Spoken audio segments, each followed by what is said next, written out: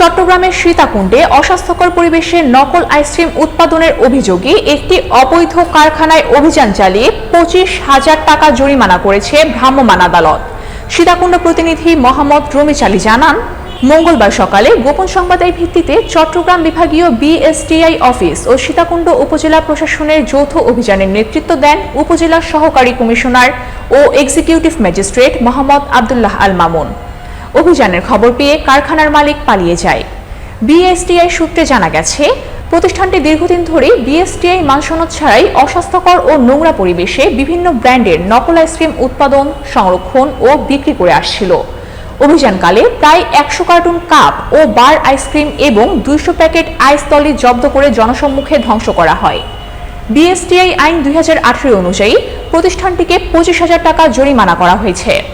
Executive magistrate Mohammad Abdullah Al Mamun বলেন, অস্বাস্থ্যকর ও নোংরা পরিবেশে অবৈধভাবে আইসক্রিম উৎপাদন করা হচ্ছিল। আমরা জরিমানা ও ক্ষতিকর দ্রব্য ধ্বংস করেছি। এই ধরনের অভিযান ভবিষ্যতেও চলবে।